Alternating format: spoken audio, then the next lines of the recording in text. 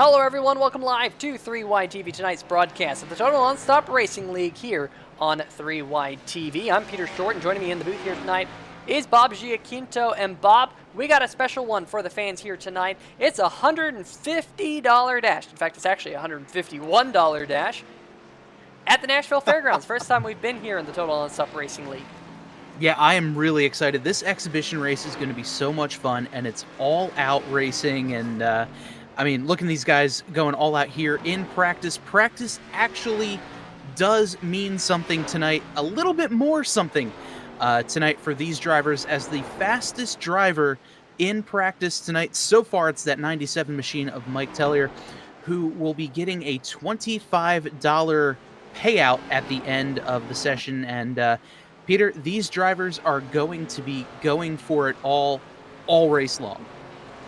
Yeah, absolutely. And we see a lot of drivers out there kind of just hopping out there on the racetrack, then hopping back out, onto pit lane just to try and get a fast lap in there. You see Jason Freeman smacking the outside wall coming out at turn number 2. But folks, we mentioned it's a $151 dash here tonight. 150 laps, $25 for the fastest in practice, like you said, Bob.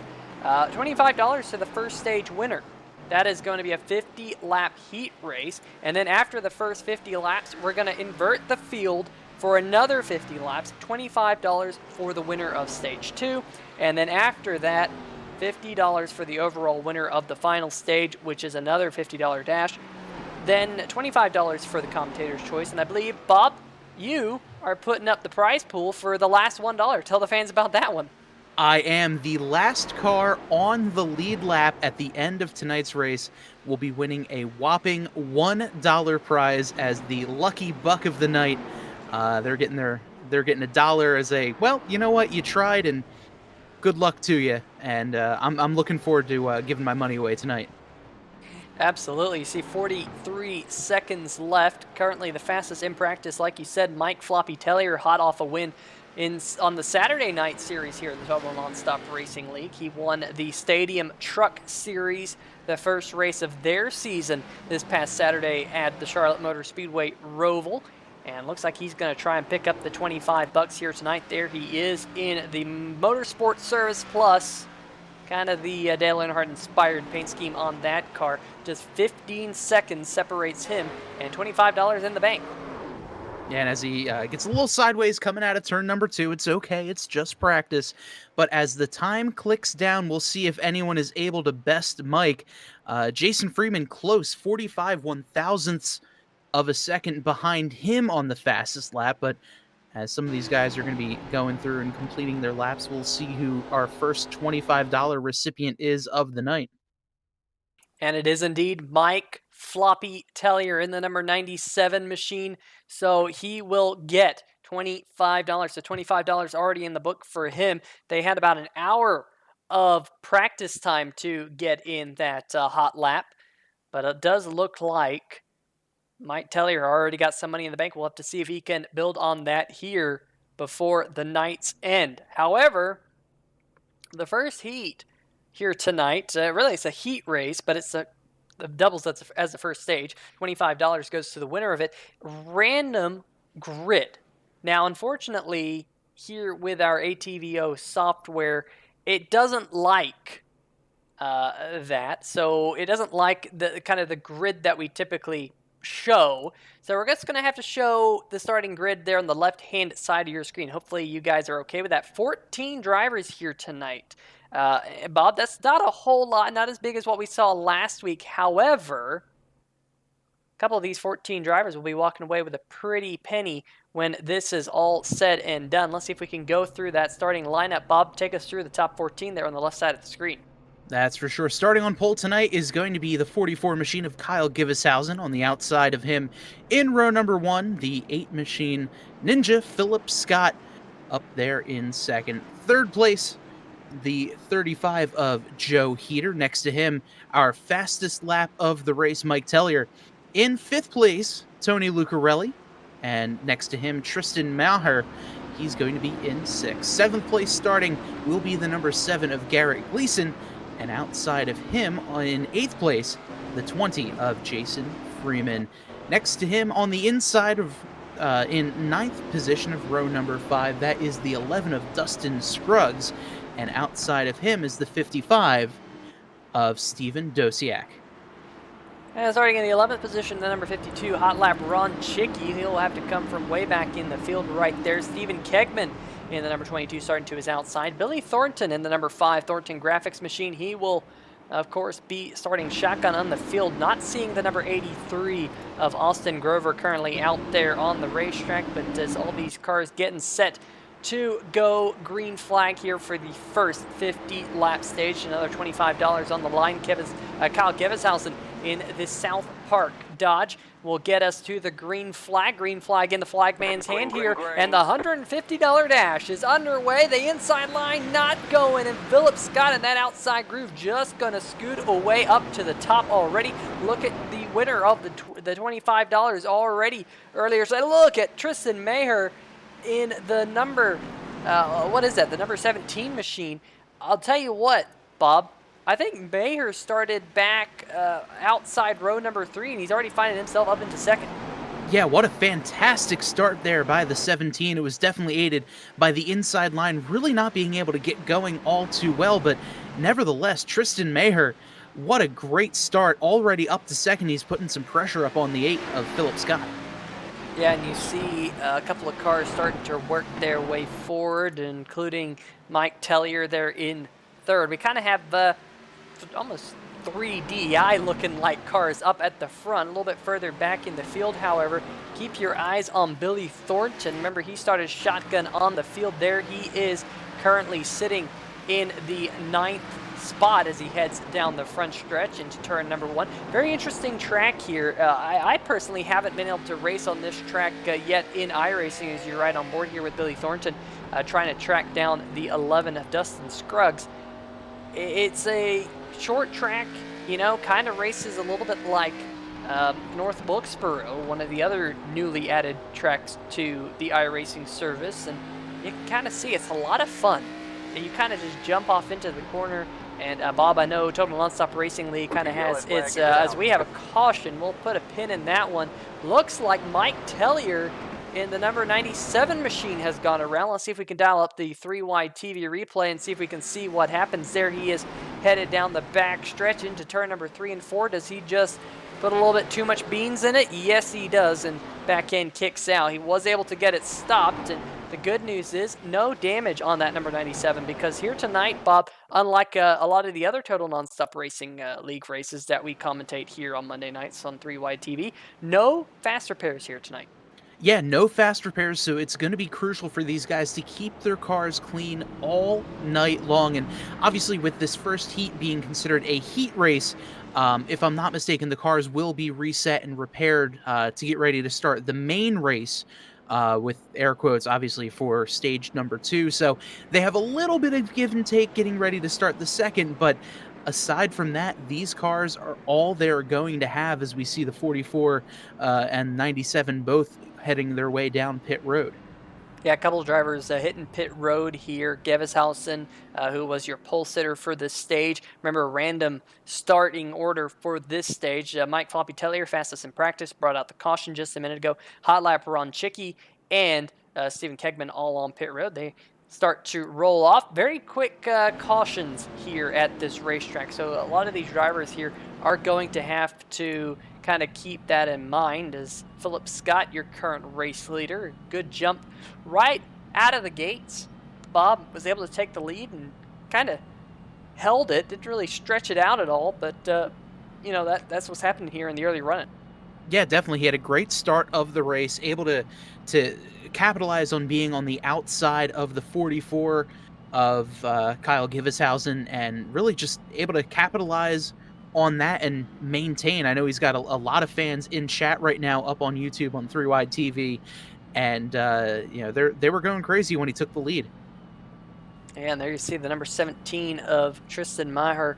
Fantastic start for him here in the early going. Let's see everyone kind of working their way through front stretch. We'll see if the pace car lights turn off here for Philip Scott.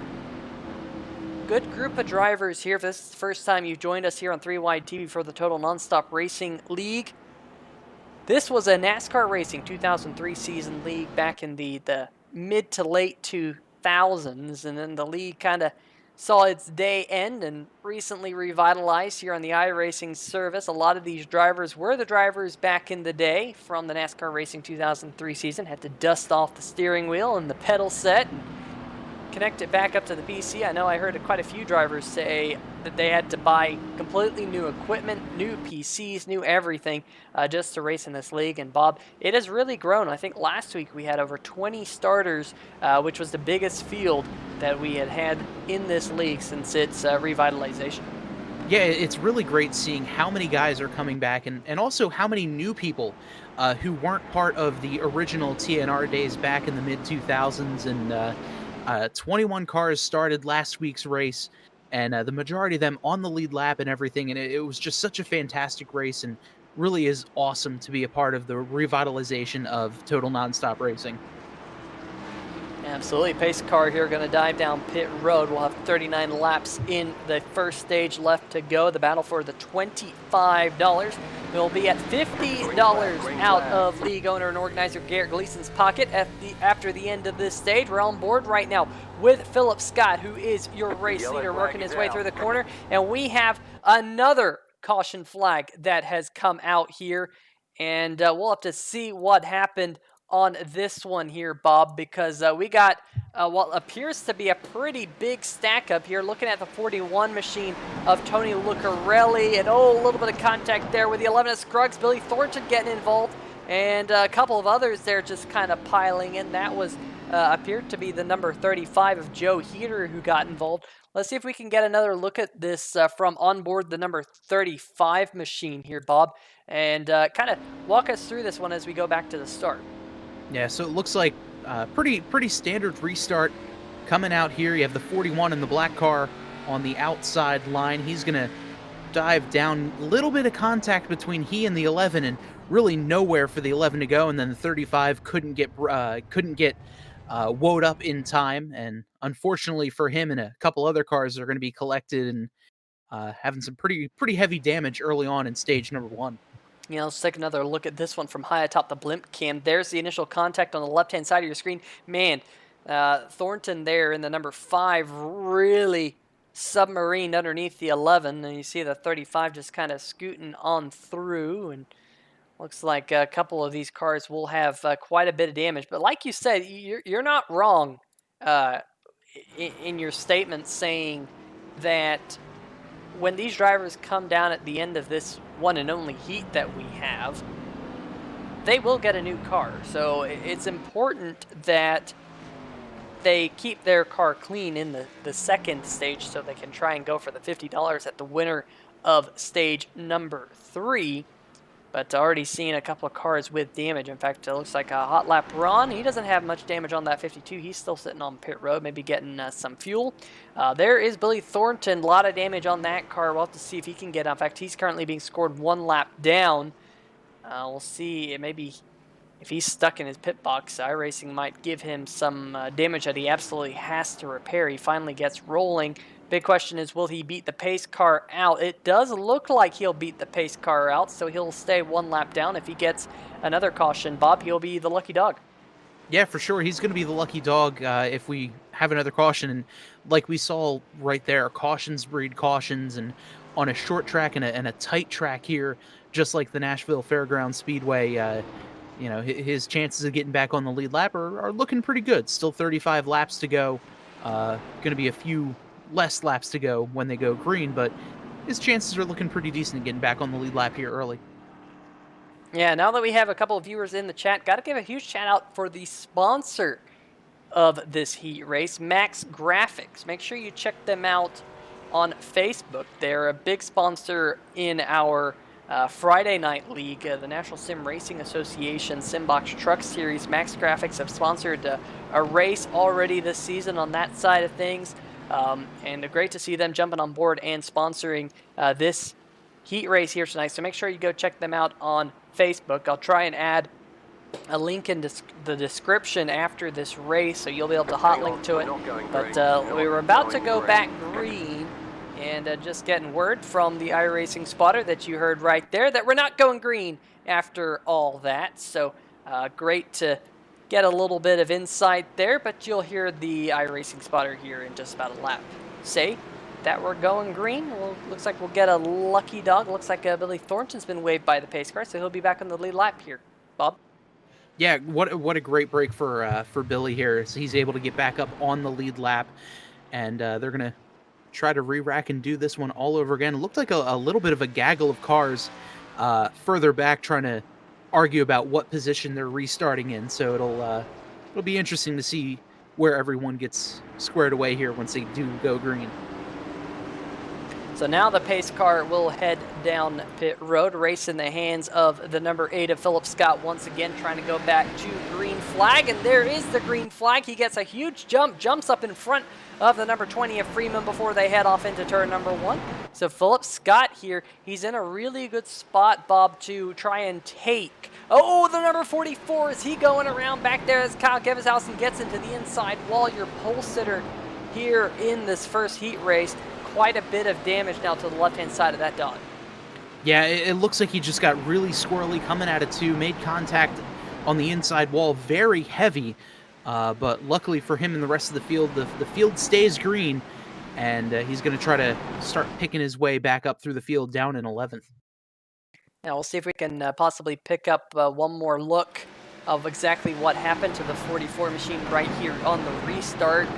Just got on the apron a little bit. You can see him trying to save that 44, but he just couldn't quite save it. It was one of those things where he kept trying to catch it, just couldn't quite catch up with the race car, and there he is right there, still struggling with that apron down there on the inside groove. Meanwhile, Philip Scott has got himself a 0.4 second lead over the number 20 of Jason Freeman. Tristan Maher still sitting in third. Mike Floppy Tellier, good recovery for him. Remember, he was the cause of the first caution here in the first 50 laps. And then a big gap back to Hot Lap Ron Chicky right there in number 52. I love that old Chevy Monte Carlo look as he now heads down the backstretch. Really cool racetrack, this one. I really enjoy the fact that it's a pretty high-speed track.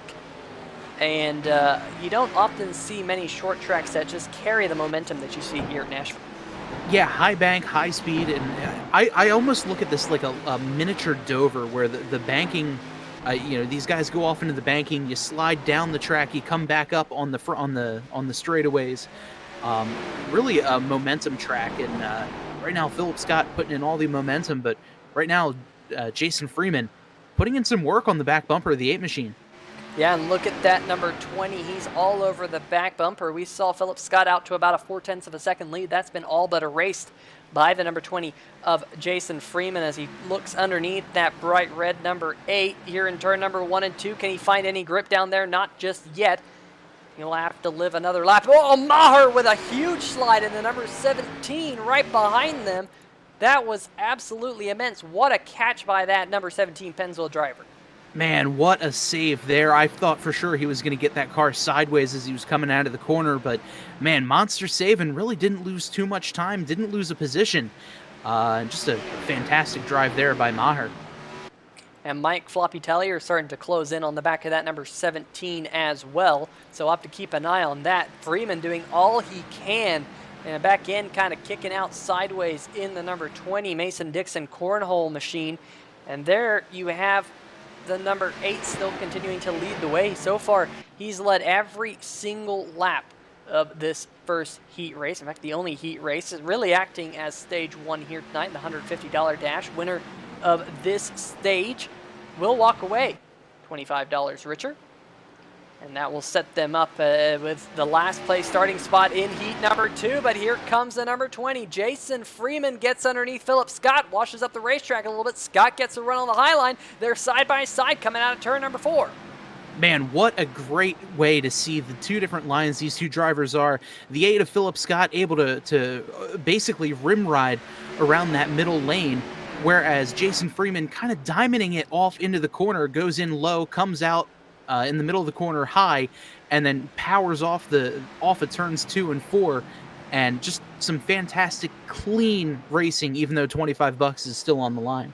There was some fantastic clean racing, but there was a little bit of rubbing that last time coming across the start-finish line with the 8 and the 20 just getting together. And look who's creeped himself up into third. That's Mike Floppy Tellier, fastest man in practice here just a little bit ago. He's watching these front two now thinking, all right, which one am I going to go with? Am I going to go with the 20? Am I going to go with the 8? He appears to be a little bit faster. And remember, Mike Floppy Tellier was one of the drivers that we have seen make a pit stop here.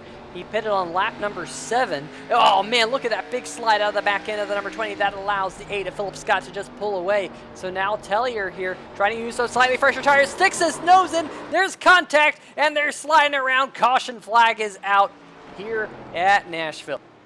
Man, that was one of those things where you saw a wreck coming, but you didn't know where that wreck was going to be coming from. This time, Tellier was he saw the 20 slide up the track a bit, figured he's going to go in, and then the 20 just had no idea the 97 was there, and they both got into each other. And unfortunately for Mike, the 97 has a little bit more damage than the 20.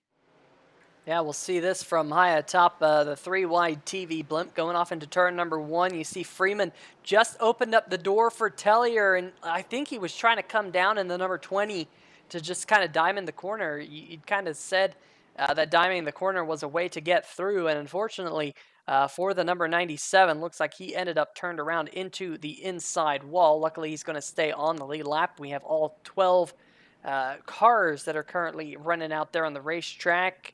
Out there on the lead lap. One driver sitting on pit road right now. That is Stephen Kegman. He's fallen 14 laps down. Not 100% sure if that's accident-induced, damage-induced, but he's still sitting in that pit box, I should say. But man, oh man, that's probably exactly what this man, Philip Scott, wanted to see. In fact, that's exactly what Logie Bear in the chat said. That is what Philip Scott wanted, the two behind him to have a little bit of a coming together. But it looks like Jason Freeman, he's staying out there on the racetrack. Yeah, that's interesting to see that Jason, obviously he doesn't think that the damage is going to be too much to affect his ride, but look at the guy who's in third, the 97 of Mike Floppy Tellier. So he also, I guess, decided that, you know what, there's 15 laps to go. I'm going to get a new car for the second stage. Let me just see where I can go and try to go for the cash. Yeah, 15 laps to go, $25 on the line. Mike Tellier already $25 richer here tonight in this Max Graphics heat race. Make sure you go check them out. So definitely a great start to the race, a lot of action, and man, I was getting really antsy there, Bob. You know, all that side-by-side action right up at the front of the field, a little bit of beating and banging. Hopefully that's what we see throughout the rest of tonight. Yeah, that was some just exciting racing between the 20 and the 8, just side by side, door handle to door handle. You know, some contact, but nothing too rough or egregious or anything like that. And man, it was just so much fun watching those two guys go at it. Yeah, absolutely. Pace car lights here still on as they work their way down the backstretch. The number 5 of Billy Thornton. Let's see where he's at. Oh, there he is in his pit box. I was getting word that he was on pit road, so it looks like he's just trying to get some of that damage fixed that we saw a little bit earlier on. There's Kyle Geveshausen coming out of his pit box getting some damage repaired, but it looks like the number 5 of Billy Thornton here is going to drop a lap down. Number 11, Dustin Scruggs, also on pit road. Now, here's the interesting thing with this whole deal, Bob. Pace car lights just turned off. We're about to go back to green. We'll have to see if the admins elect to throw another caution, or perhaps we'll just go for it this time. Yeah, that's going to be interesting. It looks like they were able to make it off the pit road, as we saw in the background of that shot. At least the 11 of Scruggs, but let's see if he's able to get caught up to the field. And looks like they're gonna go green here. Yep, green flag in the air. Philip Scott, the number 8, already out to an early lead. We've seen him get the jump on every start here tonight so far, halfway down the backstretch. Look at Hot Lap Ron Chicky in the number 52 machine. He's trying to make a charge up to the front. And Hot Lap Ron was only on pit road 5 laps ago. Mike Tellier looks like he almost got loose. We also had one in the back get loose. That's Joe Heater, and he has a round caution flag back in the air here at Nashville Fairgrounds. Let's see if we can figure out what happened here, Bob. Yeah, it looks like just a big old gaggle of cars And in the back, the 35 of Heater looks like, yeah, he just got a little bit sideways. It's what happened to Mike Tellier in the beginning of the race. But unfortunately for Joe Heater, that one ended in the wall. As we saw there, the 17 and 97 had a bit of a coming together. Yeah, they definitely got really close with one another. Let's see if we can go on board here with the number 35 machine, Joe Heater. Let's see this back end just kick out on him. Man, it looks solid until right there at the very end, Bob. That really caught him out. You could see just the fact that it almost looked like he was on the straightaway when that back end kicked around. Yeah, I'm not sure if it was a matter of him getting a little bit too much gas under it, the rear wheels spinning a little bit, or what it is, but he just got sideways coming out of 4. Yeah, you see everyone kind of here coming back to the yellow flag, and everyone very much orderly, and now they find themselves behind the pace car. Good news for Billy Thornton is it looks like he will get the lucky dog here, and that number 5 machine will get back on the lead lap. There you see a good look at Thornton Graphix, one of the sponsors of the Total Nonstop Racing League Cup Series that's usually in action here on Monday nights. Of course, tonight, just a special event. No points awarded, but a lot of cash awarded here tonight, $151 in total. We've already got one $25 winner here tonight. Mike Tellier here in that black number 97 machine who's hustling to get off pit road. But the lap's really winding down here in the first stage, doubling as heat number 1, Bob. Yeah, only 8 laps to go here. When they come to the line, it'll be 7 to go. And this one, the winner of this race will be lucky enough to win $25. Everyone gets a car replaced. But unfortunately for the winner, they're going to have to start shotgun on the field. So it's going to be interesting watching some of these guys, especially guys like Philip Scott, who've had a really fast car all race long, have to cut through some traffic now and try to get their way and fight their way up to the front once again. Yeah, absolutely. Definitely an interesting one here. Pace car lights continue to stay on. There's the number 35 of Joe Heater working his way back out there onto the racetrack. But Bob, I'm looking to see a lot more action between Philip Scott and the man right behind him, Jason Freeman. Yeah, this is going to be round number 3 of, I'm sure, a very long title fight between these two contenders. Just absolutely fantastic racing between these guys. I know the 20 has a little bit of damage after getting together with the 97 just a few laps ago, but I mean, some great racing here all throughout the field in tonight's Dash for Cash race. Absolutely. Definitely going to be fun to see how this first stage is going to end. Who's going to walk away with the additional $25? Will it be the 20, Jason Freeman, the 8, Philip Scott, the 52 of Ron Chicky, Hot Lap Ron on fresh tires right there in third. Bob, fresh tires, do you think that's going to come into play? Fresh tires definitely could come into play. I mean, we saw the 97 work his way through the field in the beginning of this race with some fresh tires. So, hey, who knows as they're getting ready to take the green flag here. Yeah, green flag about to come out. The number 8, Philip Scott, just waiting for the green flag to drop. He's got a huge jump. Every restart here tonight, another huge jump. But look at Jason Freeman, tries to get his nose underneath that number 8 machine. The 8 throws a block as they go off into turn number 1. Will we see a little bit of a bump and run here from the 20? Look at Hot Lap Ron Chicky doing the hot lap around the outside, trying to get the second position away from Freeman. Is he going to jump to the outside of Philip Scott? Yes, he does. Using those fresh tires, battle for the lead as the 7 machine looks like he goes around. New race leader, Hot Lap Ron. Wow, and from the files of where did he come from, Hot Lap Ron Chicky somehow takes the outside line, able to go up to the point, and he's starting to pull away just a little bit from the 8 of Philip Scott. Yep, Philip Scott sliding back. Here comes Tristan Mayer trying to take that second position right now. Also, the 20 of Jason Freeman, he's gone from second on the restart. He's now back to 6th with a big wiggle back there. And just like that, Philip Scott now back to 5th.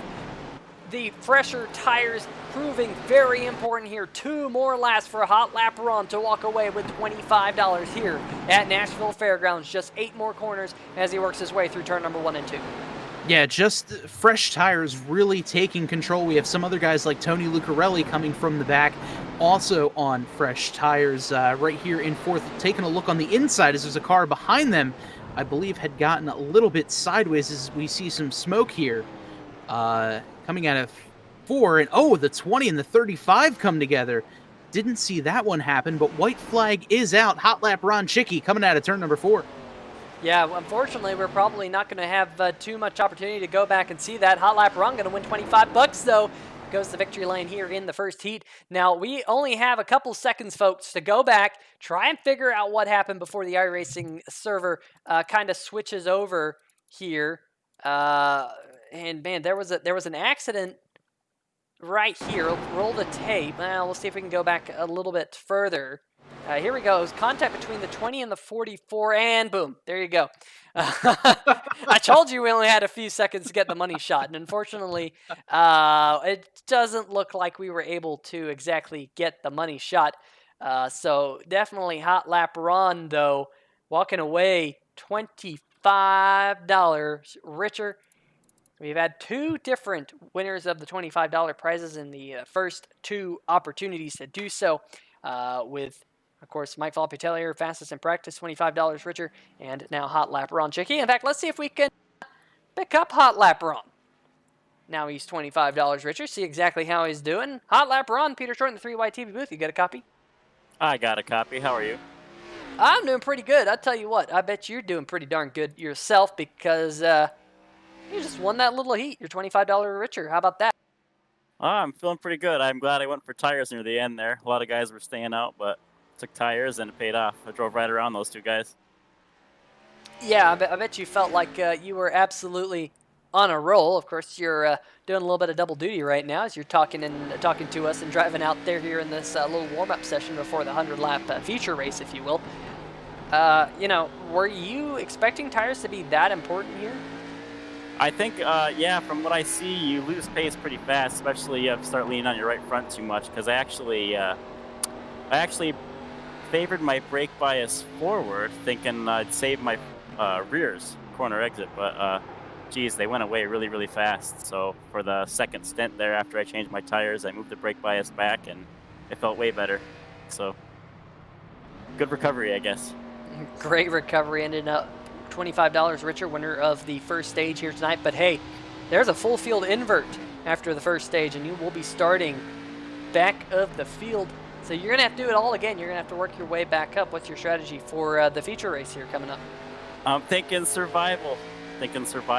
And yeah, being basically on fresh tires at the right time, kind of a replay of the first heat. So we'll see what happens.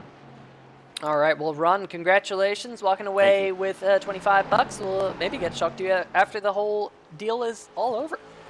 Thank you. All right, Bob, you heard it right there. Ron Chick, tires, very important from the sounds of things here tonight. Yeah, for sure, and we definitely got to see that with Philip Scott as he was on the pole, led pretty much the entire race, and then after that last restart really fell backwards. And a lot of these guys who got the fresher tires, like Ron Chicky, like the 41 of Lucarelli, Mike Floppy Tellier, these guys able to move up through the field and really capitalize with those fresh tires later on in this race. And we'll see if the strategy changes at all for stage number 2. Yeah, I mean, that's a good question. This is going to be a 50-lap stage, and before the caution flag comes out, I'm sure a lot of drivers learned from that first stage how important tires are, and I expect to see a lot more pit stops in the second stage, and I'm sure that will bleed over into the third stages. Boy, oh boy, that was Dustin Scruggs up there making heavy contact with the wall here. Let's see if we can go back and catch a look as he just got loose coming out of turn number 4 and kabam into the outside wall, just kind of running up against it. Luckily, he'll still be able to go to a backup car. There he is working his way back out onto the racetrack. Only 4 takers here in this brief warm-up session before we go over to the race. So, Bob, why don't we dial up another driver? Anyone that you want to dial up? Let's see if we can talk to Philip Scott here. He had definitely our driver of the first session. Yeah, here he is. Hey, Philip Scott, Bob Giaquinto up here in the 3Y TV booth. You got a copy? Yeah, 10-4. How's it going, guys? Hey, Philip, doing good so far. First stage, not too bad. You led the majority of the laps and had an absolutely fantastic battle between you and Jason Freeman. Tell us a little bit about that battle.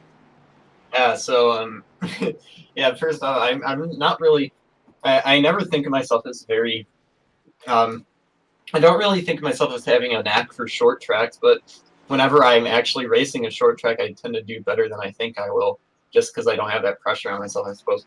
But anyway, yeah, Jason was right on me for a lot of that run, and then I ran wide because I tried diving it a little too much and ran wide in turn one, and then he got under me, and then we were side by side for what felt like forever. But I think that's where I wore out my tires because but it was too fun not to wear out my tires. That was just a very fun battle, and then I finally got clear of him, and then him and Mike got together.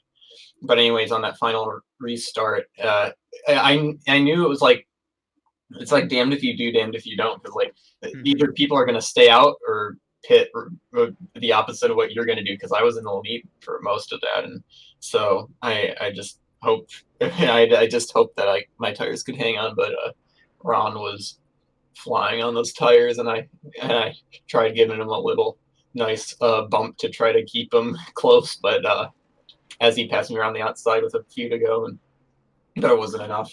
But yeah, a lot of fun, and definitely learned a lot for the main event.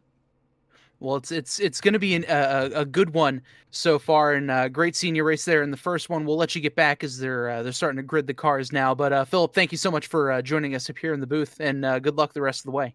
Yeah, definitely. Thank you, man. Thanks. All right, that was Philip Scott. Dominated the first stage here tonight, but we will now set the lineup here for really the start of the feature race, although there will be a stage break at lap number 50. Winner of the first stage at number 50 walks away $25 richer here in this Dash for Cash here tonight. And let's go through the starting lineup for this one. It is going to be a little bit funky, though. We're going to have to bring up those starting lineups over there on the left-hand side of your screen. However, every driver in an odd position will get to move up 2 positions because of the fact that Austin Grover in the number 83 hasn't gotten out there, and then drivers aft in the field of Garrett Gleason will be able to move up 2 positions. So bear with me as I go through this lineup. The number 5 of Billy Thornton will start first, Stephen Kegman in second, Jason Freeman in third, Heater in the 35 in fourth, then Scruggs in 5th, Geveshausen in 6th, and then in 7th we got Steven Doziak. Lucarelli will start in 8th, Philip Scott in 9th, Mike Tellier in 10th, Tristan Maher and Ron Chicky round out your field. That's why it's a little bit funky, both Gleason and Grover not out there on the racetrack. Garrett Gleason looks like he's probably going to crack open a drink, sit back in the 3-wide TV chat, and just admin for this feature race. But I'll tell you what, it's going to be a good one here, Bob. Yeah, this is going to be absolutely fantastic as the field comes out of turn number 4. Green flag in the air. Stage number 2 is on the way. And wow, Billy Thornton with just a fantastic restart. Him and Jason Freeman able to get down below and start pulling out on the back straightaway. Yeah, and I'll tell you what, that number 5, Billy Thornton, of course, winner already once in the total Nonstop Racing season. He won the season opener at Eldora, but look at Jason Freeman in that number 20. Remember, he had a terrible end to the first heat, as you see Austin Grover working his way out onto the racetrack now, so that 83 finally making his first appearance here tonight. But Jason Freeman in that number 20 going to get to the front.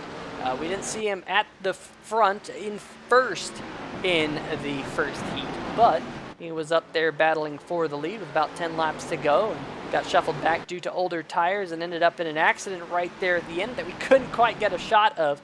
But that number 20 does look very fast here as he starts the gap over the number 5 of Thornton. Yeah, and just in the back there, the 11 of Dustin Scruggs gets sideways. I don't know if he got a piece of the inside wall. We'll take a look at the replay here. But again, just sideways coming out of turn number 4, he does. A little bit of a tank slapper as he gets that left rear into the wall, and we'll see if that damage is going to affect him. Don't forget, there are no fast repairs for this race, so the drivers just kind of have to deal with whatever damage they have. Yeah, of course, that's a deviation from the normal Total Nonstop Racing League races where they all get one fast repair. But Philip Scott started to make his charge back up to the front, led the most laps by far in the first stage. In fact, he led all but probably the last 4 until the 52 of Hot Lap Ron was able to get to the front. Now, here's an interesting thing about Hot Lap Ron. Remember, he kind of talked about survival here in that number 52? Well, he's just riding around right now in the 12th position, maybe saving his tires. Same thing with the number 97 of Mike Tellier in front of him. Both the 52 and the 97 very, very fast in heat number 1. And whoa, as I say that, almost contact there coming out of the corner. And looks like the number 97 had a little bit of a moment back there. Side by side between Hot Lap Ron and Kyle Kevizowson in the wall. We're 3 wide in turn number 1. That usually doesn't work out on a short track like this. And looks like somehow it is going to work out. So good luck for all these drivers here. A little bit fortuitous. But let's see if we can go back and see what happened here to the number 97. Ooh, the 41 got into the back of the 44. And the 97 then ran into the back of Lucarelli. And that's how that all kind of sorted out. But they're now kind of mired back in the pack. You see Steven Doziak in the 55 make a move. Sporting a breast cancer awareness month scheme on that number 55. Really good looking ride there, Bob. Yeah, what a great looking ride. Very retro looking ride too, with no headlight decals on the front of the car, and just a really great car for a really great cause here. Yeah, you see them working their way now through turn number 3 and 4. A little bit of side-by-side action back behind them as Kegman there in the 22. He started up at the front. He's starting to slide back through the field. Here comes Hot Lap Ron in the 52, maybe thinking about survival. Perhaps the back of the field isn't exactly where he wants to be, because, Bob, we talk about it at super speedways, but there's 2 good spots to be on a racetrack, usually. You either want to be dead last or you want to be first to try and avoid the accidents. Oh, for sure. I mean, first place, obviously, you want to get out ahead of the accident, but in the back, you have all that time to react and try not to run into the back of you. I mean, we saw that just a couple of laps ago there with Hot Lap Ron as the 41 got into the 44. 97 had to make some evasive maneuvers, and the 52 said, all right, I'm just going to go around you guys. And he was really in the perfect position. But right now, in the eye of the storm, you don't want to be surrounded by a bunch of other guys there, as, you know, one guy could make a mistake coming out of turn 4 like we've seen pretty much all night long, and you don't want to be collected into another person's mistake. So definitely these guys have to be a little bit more aware as they're surrounded by a few other cars. Yeah, you're riding on board right now with the second place driver. That is Philip Scott. 2 seconds up the road is Jason Freeman. Philip Scott was able to make the pass on the 3rd place of Billy Thornton, who now sits just a little bit back behind it. In fact, Thornton now under fire from Dustin Scruggs. We'll watch this battle for the 3rd spot. Scruggs, remember, get caught the inside wall, but looking at that number 11 doesn't look too bad, Bob. Yeah, it doesn't look like he was damaged too badly. Maybe just cosmetic when he had slapped the inside wall coming out of 4. But we've seen that all race long. Guys just getting a little bit sideways as they transition from the banking in the corner to the relatively flat front straightaway. Just a couple guys having some troubles, and there we go. The 11 again a little bit sideways as he came out of that corner. Yeah, just a little bit sideways, like you said. You really have to watch the rear tires here tonight, because if you overheat those rear tires, it kind of becomes a snowball effect. You get them hot, so they get slippery. And because you get them slippery, you get them hot. And because they're even hotter, now they're even more slippery, and so on and so forth. And it's kind of thermal runaway, if you will, sometimes with these tires. So something you really have to be mindful of. The best drivers know how to mind their tires and save them for when they really got to use them, usually at the end of the stage or even on a longer run. One driver who's really using his tires, though, right now, your race leader, Jason Freeman, still lightning quick. He's now got himself up to a 2.7 second lead. And have we had problems with Philip Scott? A little bit of connection issues. He is back out there on the racetrack, so that's good news. Still running there in second. Meanwhile, we're going to pick up this battle for 3rd, because it was between the 5 and the 11. Now it's between the 5 and the 17. Tristan Maher and Hot Lap Ron. Man, that was a moment coming out of turn number 2 this last time by. I gotta say, this is a pretty spectacular save here, Bob. Watch this. Yeah, what a huge moment here as he's coming out of turn number 4, just got sideways. I have no idea how he was able to keep that car out of either of those walls and keep it going straight because, man, that was quite a moment. And now Hot Lap Run has got himself around the number 5. Now he's trying to get around the number 5. We're 3 wide going off into turn number 1, and looks like they're going to sort that out. But Hot Lap Run, kind of a 2-for-1 there, as he's going to get himself now up into the 4th position. Going to try and track down Maher up there. Finds himself 6.5 seconds, though, behind Jason Freeman in the number 20, who's put Kyle Giveshouse in the lap down. Now trying to come up on the back of the 83 of Austin Grover, who already sits 1 lap down, and will fall 2 laps down here shortly. Right there in that number 83 mobile. There you find Philip Scott, and then there is the 17 of Maher and Ron Chicky. So definitely a pretty big advantage right now for the 20 of Freeman, although with this lap traffic, that race lead might start to get a little bit closer. Yeah, for sure. I'm sure the 20 of Jason Freeman is trying to save tires as much as possible, but having a fight with the 83 of Grover, definitely not something he was looking forward to. I'm sure he was looking to try to make quick work of Grover, but Grover putting up a good fight right now. Yeah, we're right on board here with Mike Floppy Tellier. This is a battle for the 5th position. Tellier, of course, winner of the $25 at the top of the show for the fastest lap in practice, and didn't quite have the heat race he was looking for there, Bob. Yeah, definitely not quite the heat race he was looking for. Got a little sideways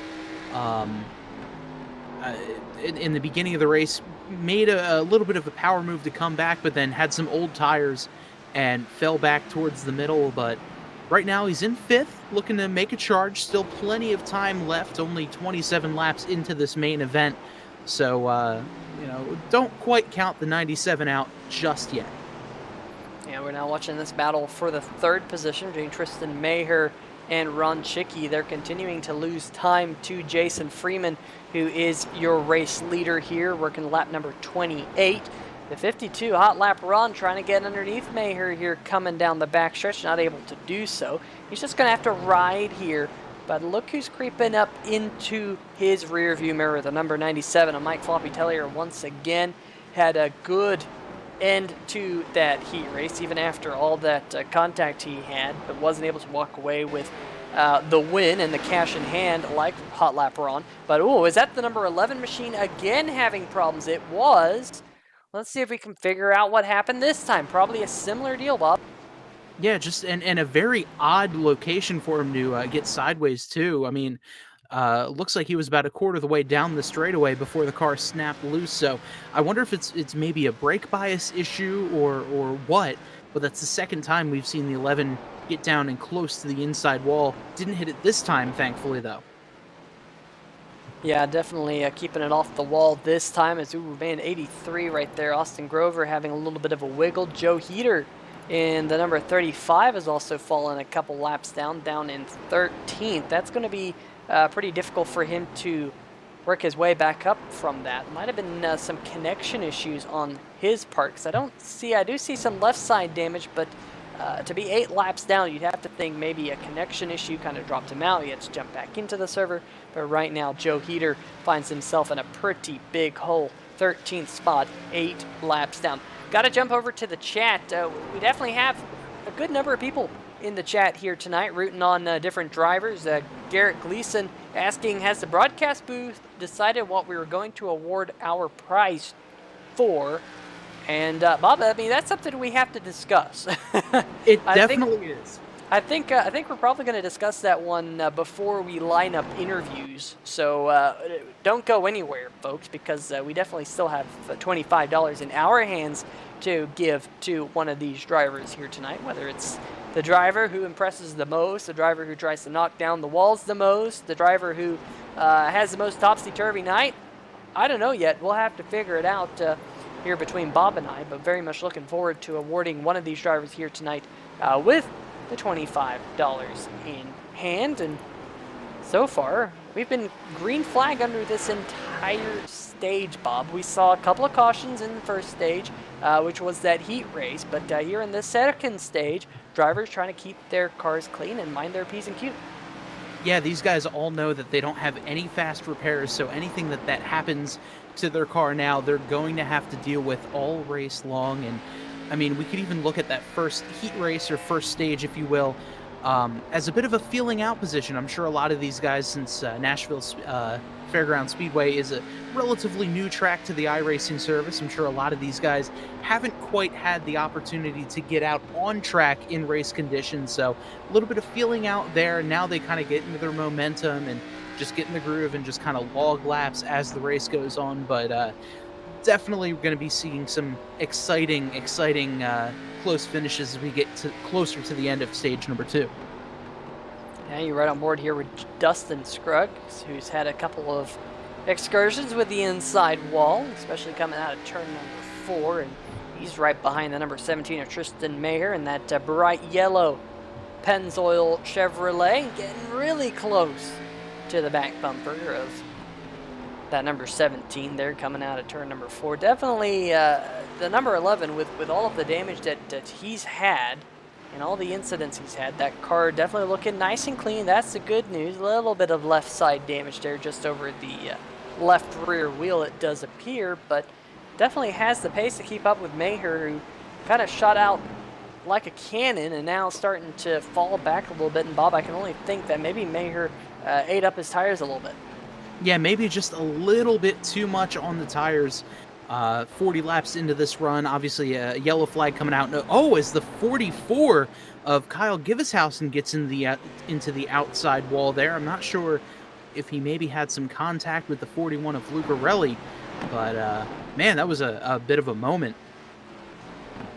Yeah, Givishausen there going up the track once more.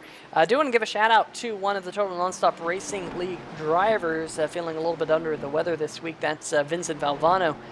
Vinny, we hope that you're back out there on the racetrack next week. You get back to feeling well. And I'll tell you what, you know, there's a link to the Total Nonstop Racing Discord. There was a video posted about Vincent Valvano this week that was really inspirational. Great video. Vincent, hope you are okay. And gotta say, buddy, hang in there. You're an inspiration to us all, and great to have you out here in the Total Nonstop Racing League. But up at the front, now just about 7 laps away for this man right here you're focused on, Jason Freeman, to walk away with the additional cash. But they're still fighting back here. This is for the 5th position, and Mayer gets completely sideways coming out of turn number 4. That's going to open the door here for Scruggs. Man, what a save there by the 17 of Maher, opening the door for Scruggs. Scruggs able to get around him. But this has been one battle that's been going on, I feel like, since they dropped the green flag. These two guys racing right around each other, swapping positions, swapping some body paint here and there. But, man, this is just such a great battle. Yeah, got a battle kind of brewing a little bit further back behind them as well. Tony Lucarelli and Billy Thornton. This would be the battle for 7th right now. The Thornton Graphix, number 5. Make sure you check out Thornton Graphix. There is a link in the description for Thornton Graphix. If you need any graphics needs, check them out. Same thing with Max Graphics.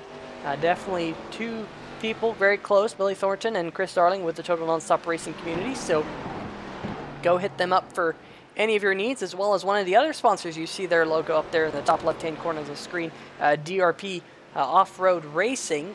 Go check out their website, Off-Road RC Racing Track up in Old Forge, Pennsylvania. So pretty cool to have them on board as a series sponsor. It looks like this is not a pass for position, folks, because Jason Freeman in the Mason-Dixon Cornhole Chevrolet, he just put the number 41 of Lucarelli down a lap. And Bob Lucarelli, he's 53 laps away now from finishing a race here tonight. I'm sure he wants to keep that 41 machine nice and clean. Yeah, for sure. I know last week at Homestead, we gave him a little bit of the broadcaster's curse, as he was having such a great finish, but unfortunately got tangled up with another car on track, and ultimately wound up having him finish down in outside of the top 10. So a tough break for him, but he's looking to keep that run going as the caution flag comes out, and that'll end stage number 2. Stage number 2 has come to a close. Jason Freeman, the Mason-Dixon Cornhole Chevy Impala. He is now $25 richer for the win of this stage. So congratulations to Jason. And I'm sure we're going to see all these drivers down on pit road. We'll have to see if we can catch a word with the driver of the Mason-Dixon Cornhole Chevrolet, because he made it look very easy in the second stage. He got out to about a 5-second lead on the number 8 of Philip Scott. Absolutely insurmountable lead. But I'm sure we'll see him down pit road here very, very shortly. And it's going to be very busy. All the crews here are going to start going to work in just a second. There he is, working his way down past pit lane camera. Right in front of the number 8. There goes Philip Scott. Mike Floppy Tellier right behind him, winner of the $25 in practice. But now all these drivers going to hit their pit crew, get 4 fresh tires, and they'll have to go at it again here shortly. Yeah, and one thing, I know we probably aren't going to be seeing any green flag pit stops in this race, but even with the pit stall selection that these drivers have, they're all pitting in a different position on pit road than they did in the first heat race. So that might be also a little interesting to see if these drivers are going to be accidentally driving past their pit stall or things along those lines as this race goes on. A long pit stop there for the number 11 of Dustin Scruggs, possibly getting some of that damage fixed. You'll see him beat the pace car off, so he'll stay on the lead lap. That's the good news. A couple of the cars that are a lap down now just working their way onto into their pit stalls. So you see everyone kind of working on past here down the backstretch, and there goes the 41 of Lucarelli. Looks like he might be the Lucky Dog Award winner as he just blasts past the Ford Mustang pace car here. Well, let's see if we can dial up Jason Freeman, winner of stage number 2 here on 3YT. And now I have to figure out which Jason it is, because we have a couple of Jasons here, and I believe this is the right one. We'll have to figure it out. Jason Freeman, Peter Short, and 3YTV booth. Get a copy. Both left sides were nice. Yep, gotcha. Well, man, I'll tell you what. You made it look easy in that stage. Tell us how you did it.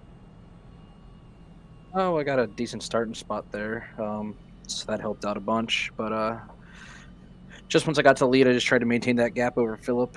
He was about 2 seconds back, and then I thought I was saving tires, but thought he would slowly catch me, but I was able to keep pulling away from him, and I just kept racing the track, not overdriving it like I did on that first run. Yeah, that seems to be the key here tonight. What did you learn from the first stage that you were able to put into the second? First stage there, me and Philip raced real hard together. We definitely wore our stuff out, but then those guys took tires, and we were just sitting ducks there. But we were in that case that if we would have pitted, they would have stayed out. So it is what it is. But definitely, I was definitely overdriving the car way harder in that first run. But I knew it was only a 50-lap run, and then we'd have a break. So. Yeah, absolutely. Pace car lights were off there briefly. They turned back on. We'll let you kind of clear your head before this restart. It'll be about 44 laps to go for the final stage. And the dash for cash, you're $25 richer. Can you add another 50 to it here shortly? Yeah, I hope so. All right, best of luck there, Jason. We'll talk to you perhaps in a little bit. He's back up there with all of the gang. Everyone here in the Total Nonstop Racing League, all in the same Discord channel. And except for us, Bob. We're down here all on our lonesome down here in the 3Y TV booth. It's always funny when we bring them up to the broadcast booth. They're usually like we had Jason there in the middle of talking about his car and set up to the other drivers, and he just kind of gets plopped down here in the booth. It's always interesting to see what they're talking about as we bring them up here. Yeah, this just spill the beans to the whole world. As whoa, man, Austin Grover there in the 83 trying to get a late wave around. Are we going to wave off this green flag? Doesn't look like a green flag in the air. And Austin Grover, man, he's going to have to hustle to try and get in front of this lead. Jason Freeman here taking the lead once again. Mike Tellier, he's going to move up into second. Look at Philip Scott in the number 8. We've seen him be very fast here tonight. Almost won stage number 1. And look at Hot Lap Ron. He was the winner of the first stage here just a little while ago. Oh, Kyle Gebishausen in the 44, smacking the outside. Oh my goodness, right at the camera. and that is Ooh. going to bring out the caution. That number 44 South Park needs some friends to fix that up. Maybe a little bit of Stan and Kyle and Cartman and company to help fix up that Dodge Charger, because it looks a little bit worse for wear here, Bob. Yeah, it definitely car looking more like Kenny right now, because that thing just absolutely got killed heading into the wall. Head first, really, really, really hard hit.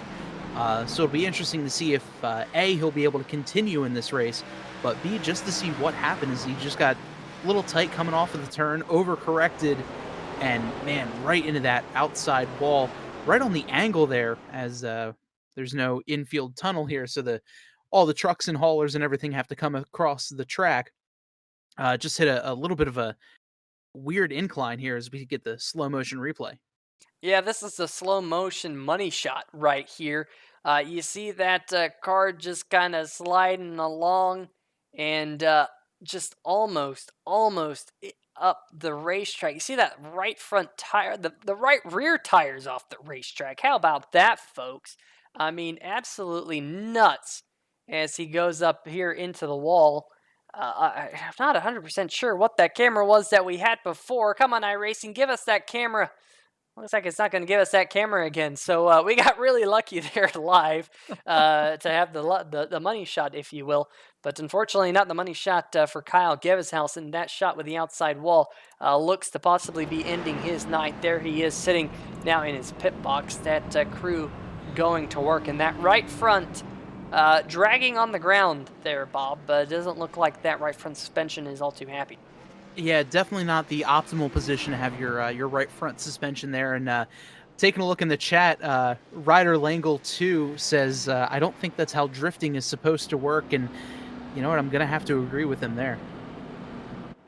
Yeah, I mean, these race cars, you know, they're big, heavy. They're very cumbersome to get drifting very nicely. And I think we saw that out of a driver in the National Sim Racing Association a couple of weeks back. Or was that? No, that was here in Total Nonstop Racing League. Wasn't it, Bob? We had one driver. It might have been Philip Scott trying to drift his way around Michigan, I think it was. But, yeah, these cars definitely not the best to drift, especially on a short little racetrack like this where you have a lot of horsepower and the track is so narrow. Things can kind of snowball very, very quickly here. Yeah, for sure. And short track, narrow track, and especially with these restarts, every guy's on top of each other. So you definitely have to keep your head on a swivel and watch out for other cars and try not to get caught up in anyone else's mess. Yeah, and there you see, looking out back of Mike Floppy Tellier, you see Philip Scott now to his inside, as it looks like we are doubling them up here for the restart, which is the good news. And indeed, you see the Ford Mustang pace car lights have been extinguished. Green flag will be in the air. In a lap from now will be 37 more laps here in the Dash for Cash. $50, excuse me, goes to the winner of this final stage. And then, Bob, you and I are going to have to do the commentator's choice here tonight. We're going to have to figure out who is going to get that. But nonetheless, we're about to go back green here, Bob. Yeah, and still the 20 and 97 beating and banging before the green flag even comes out. It looks like the 97 might have spun his tires a little bit as the 20 of Jason Freeman able to get the jump on the restart, and he's going to dive down into turn number 1. On the inside, Philip Scott gets around the 97 of Mike Tellier, and now Hot Lap Ron looking to take some advantage on the 97 as well, but things look like they're calming down just a little bit as we complete this first lap on the restart. Yeah, and almost contact there between the 52 and the 11 coming out of turn number 4. Dustin Scruggs trying to get to the right rear of the 52 of Hot Lap Run, not able to do so once again. Very tight between them. Meanwhile, up at the front, Philip Scott's trying to not allow Jason Freeman to get away. Freeman almost making contact with the outside retaining wall there coming out of turn number 4. This is very tight between the front two as you see the rest of the pack flash on by here. Now down the backstretch, look at Hot Lap Ron almost making contact with the wall in that 52. Action really picking up here at Nashville Fairgrounds. Yeah, and this is going to be a really key part in this race. Can the 20 and the 8 be able to keep their tires on the car and not try to burn them off? Or is someone else from the back of the field going to come in after these two guys are fighting so much and maybe possibly getting some less grip and things along those lines to see who's going to be able to take and make a run for the end of the race. Only 33 laps to go.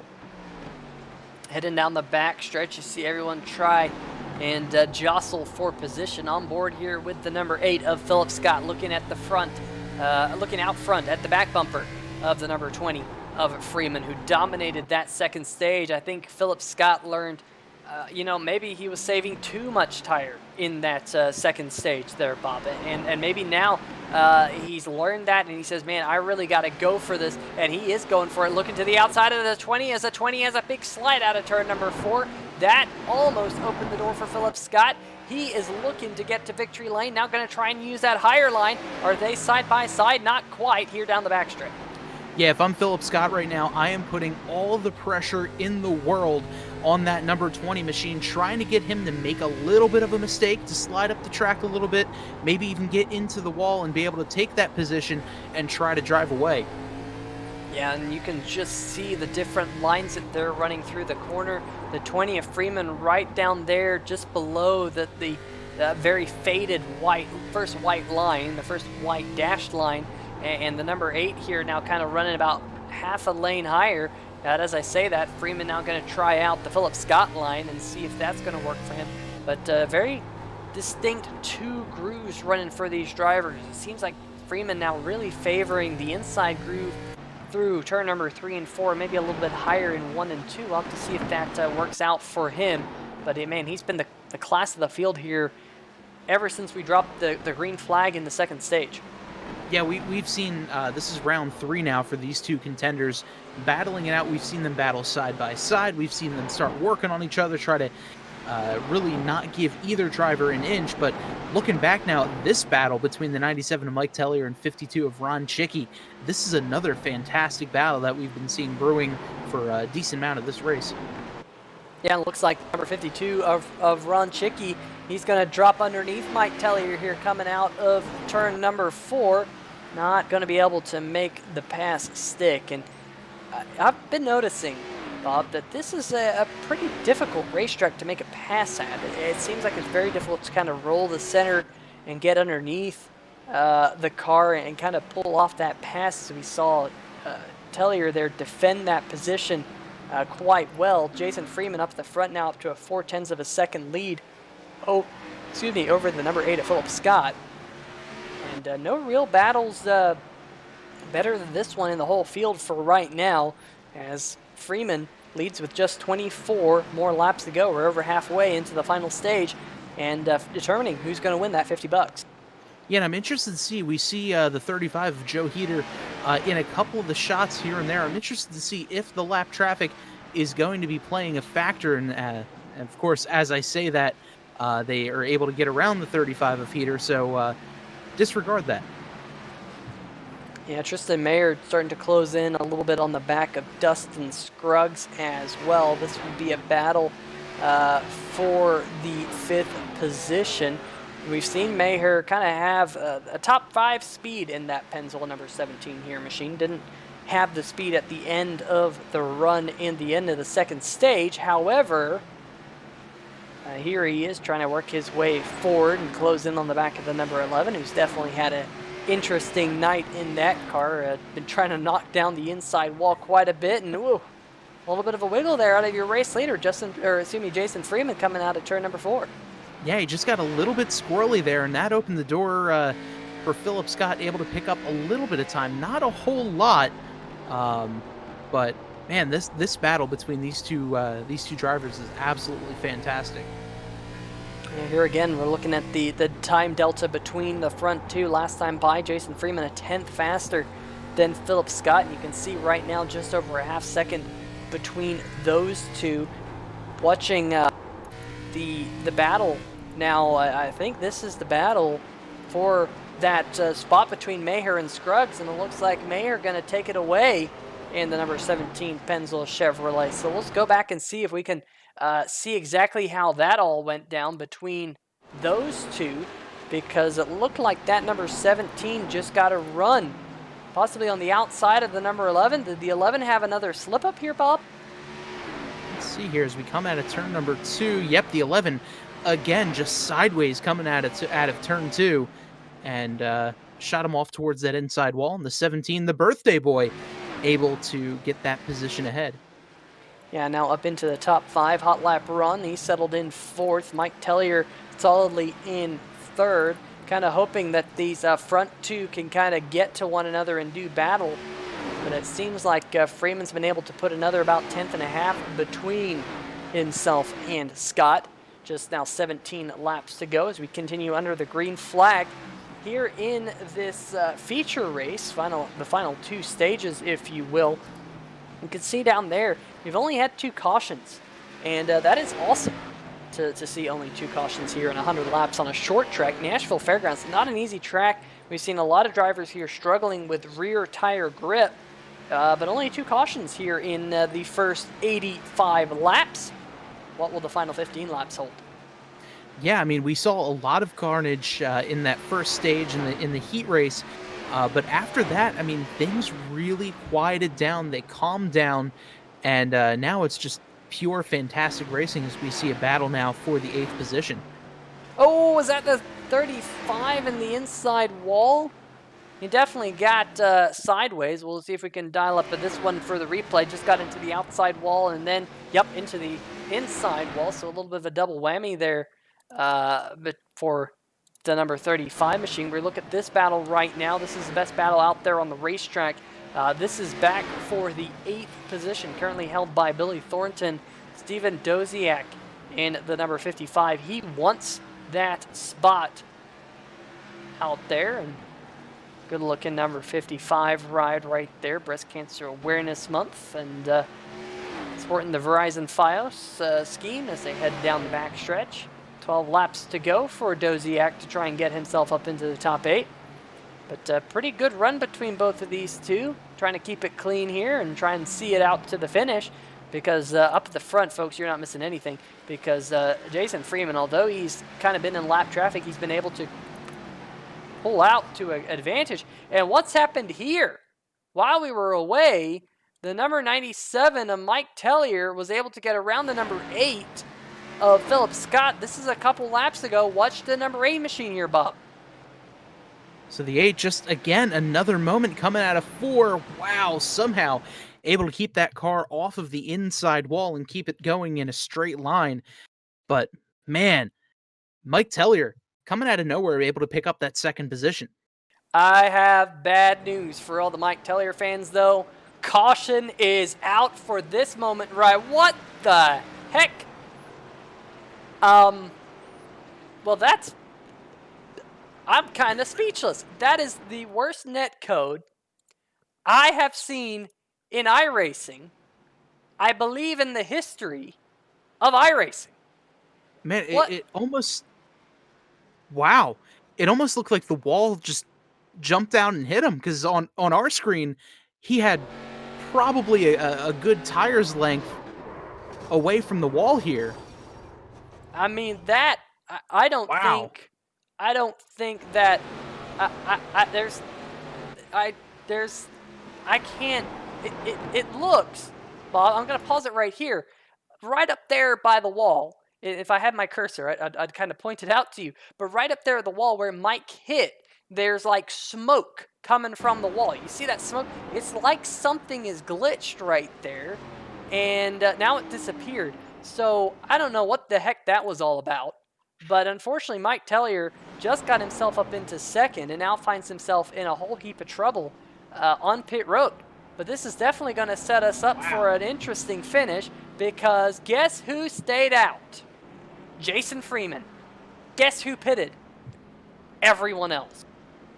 Man, that is going to be interesting for the shootouts. Probably going to be about a 5-lap shootout or so as they go back to green. Philip Scott, the 11 there of Dustin Scruggs, we've seen him slap the wall a few times in the corner, and I believe the 44 Kyle Givishausen in there a couple of laps down in between them. But man, this is going to be quite an interesting final here to the $150 Dash for Cash race that we've got here on Total Nonstop Racing and 3 Wide TV. Oh boy, Man, that accident changed everything. I'm speechless on the accident because I have not seen anything like that in iRacing in such some time. I mean, the 83 of Austin Grover hit the wall, and then it definitely seemed bugged or something. I'm curious to see, what happened with that, because the 83 definitely got into the wall. Maybe there was some sort of connection issue where, the 83 might have been stuck in the wall, and that's why we saw that weird plume of smoke coming out of the wall. I have never seen something like that happen before. Definitely very, very strange. As we have the 5 to go signaled this time from the flagman. Hopefully the pace car lights turn off. Indeed they do, so it'll be a 4-lap shootout when we go back here green shortly. But yeah, I'm a little speechless. Now we do have some interesting notes from the cars who pitted. Dustin Scruggs in the number 11, 2 tires on that race car. Definitely trying to roll the dice a little bit. Philip Scott, Tristan Maher lining up 3rd and 4th for this restart. They both took 4 tires. So will the 2-tire strategy work? Will the no-tire strategy work? Will the 4-tire strategy work here, Bob? I think we're about to find out. Yeah, we are, as they come up through the gears one more time, hopefully for the final time. Green flag is out. 4 laps to go in the dash for cash. And Philip Scott already out up to 2nd, and he's got fresh tires, and look at that, folks. The 20 machine. Oh, contact. Ron Chicky in the middle, but battle for the race lead. Philip Scott, he's going to try and take the lead, and there's contact. There's contact, and we got 4 cars all going around, and just like that, the 8, the 20, and the 11 all end up in the outside wall, and somehow the number 17 of Mayer was able to squeak on through. I thought we were all going to be wadded up here, but Bob, what happened? Looked like contact there between the 8 and the 20 initially started this chain of events. Yeah, the 8 and the 20 got into each other. The 11 went down to check up. He had gotten into the 17. 17 sideways. Right there, the whole track is just completely blocked. And then everyone just heads up towards the outside wall. The 17 has a little bit of damage. The 41 and 52 and 5 on back, I believe they got through that one unscathed. But wow, that changes everything. Let's go on board here with the number 17 of Tristan Mayer, and watch this. Oh man, what a save. I don't know how he saved that, but I'll tell you what, the greatest feeling in the world here, folks, is to get through that and see clean traffic. Clean traffic. Clean air. No cars in front of you. And now, Tristan Mayer is the race leader. Man, what a fantastic birthday present there for Tristan Mayer. Is just really the 3 best cars all night long in accidents, one after the other. So this is going to be quite an exciting overtime here. Yeah, we are going to have an attempt at a green-white checker. Tristan Mayer in that Pennzoil Chevrolet. And look who's sitting in 2nd, Bob. Tony Lucarelli. I was going to say, let's not even mention it. Let's just let it happen. And yep, he's in 2nd place right now. Don't want to say anything else. Yeah, we're not going to say anything else. You're right. If you follow us here on Total Nonstop Racing League and you watched us last week, you know what I'm talking about. 3rd place, winner of the first heat tonight, the one and only heat that we had, the first stage, I should say. Right there, hot lap Ron Chicky in 3rd in the 52. He's got himself up there in a shot to win this thing. Billy Thornton now up to 4th. Stephen Doziak in 5th. Mike Floppy Tellier there in 6th. We still have some drivers on pit road, including the number 11 of Dustin Scruggs. That race car right there, I'll see if we get a little bit better angle. There we go. Very heavily damaged right now. Jason Freeman in the 20. Mason Dixon Cornhole, he is now 1 lap down. Definitely probably ruining his decision to stay out there on the older tires. That little bit of contact there between him and the 8 started that chain of events. Where is Philip Scott? I know we got Philip Scott fans in the chat here tonight. Logie Bear looks like he's going to be starting in the 8th position when we go back to green. Just got as much damage repaired as possible. But Bob, Ford Mustang right there at the top of the field. Lights are off. We're going to go back to green here shortly. Yeah, this is going to be quite the restart here. The 17 of Tristan Mayer on the inside, Tony Lucarelli on the outside as the pace car is off and away. And here we go back to racing overtime right now. Yeah, green flag in the air once more. The 17 of Mayer, what a restart it was for him. Ron Chicky in the number 52, he got himself up into second, but we have an accident back behind. Caution flag is going to wave once again. Now let's see if we can figure out what happened to this one. I see the 5 and the 55 both really slow. Let's see if we can see what happened. Look at the number 97, Mike Teller trying to go 3 wide. Doziak!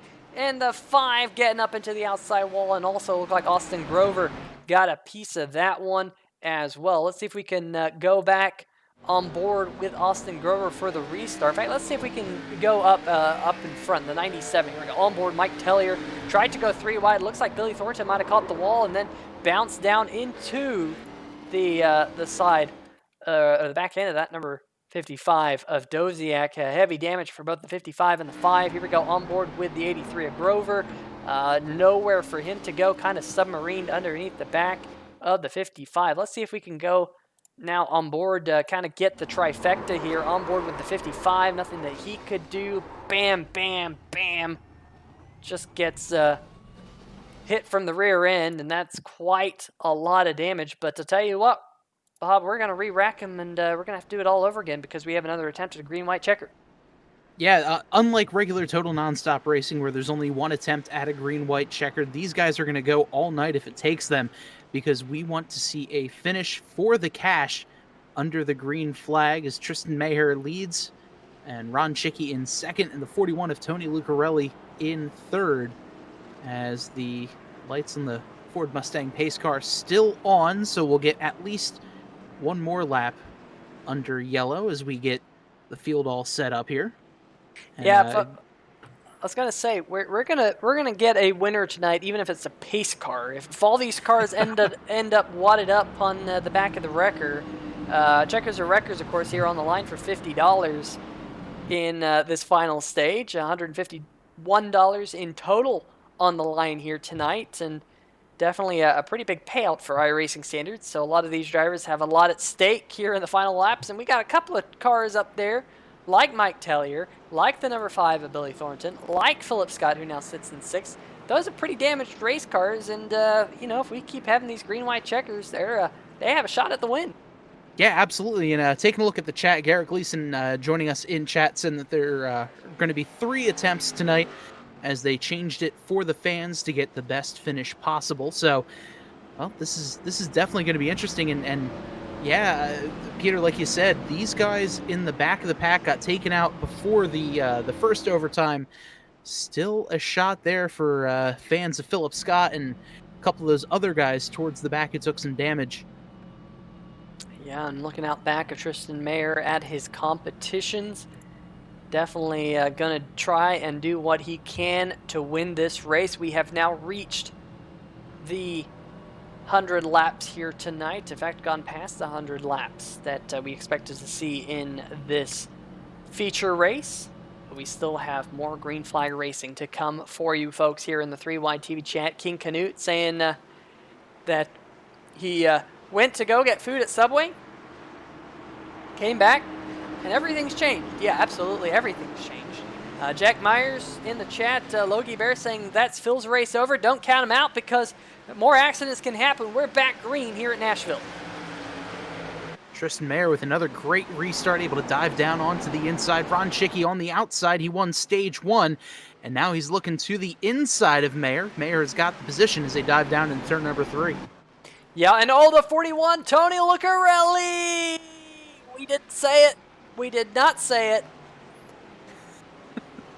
But Tony Lucarelli has gone around here for what would probably be the 6th week straight here in the Total Nonstop Racing League. Just got into turn number 3 just a little bit too hot. Collected Mike Floppy Tellier. They go around. A couple of cars near the back of the pack also kind of avoiding Lucarelli, and I'm sure he's just got his hands, or his head in his hands. I guess it kind of works the other way around too, but unfortunately Lucarelli definitely I think he just got into the corner just a little bit too hot. We'll dial up the replay for you. Here you go, looking out front, and yep, I don't think there was any contact from behind. That slow, lazy spin until the number 97 of Tellier kind of got into his back bumper. I think Tellier's going to tell probably the best tale as we go on board here with him right here, looking out front of that 41. Watch the back end of Lucarelli's car just kind of step out right there on entry, Bob. Yeah, just got sideways going into the corner and really nowhere for the 97 to get to. And it almost looked like from that first angle that the 41 just got a little bit tight, slid the front end, but from Tellier's view, the back end went around and was just kind of along for the ride. Yeah, absolutely. And Tristan Maher going to have to see out another restart here. And Bob, something we haven't mentioned here tonight, Chrome Horn, the bump and run.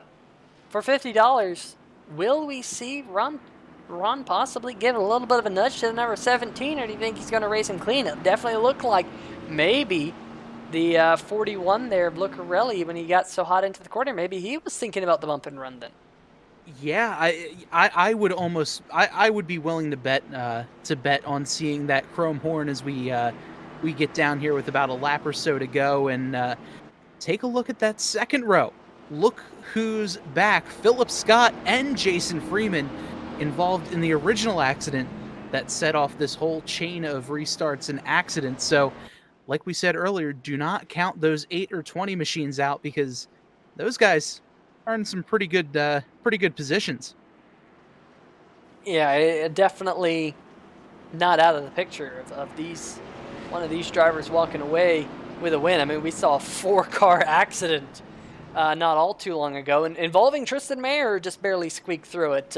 He was involved, but was able to kind of find a way through right at the last second, and that's how he got up to the race lead. So, nothing is out of the question here as the pace car lights are extinguished, and I do believe this is going to be our third and final attempt at a green-white checker for $50 here on the line.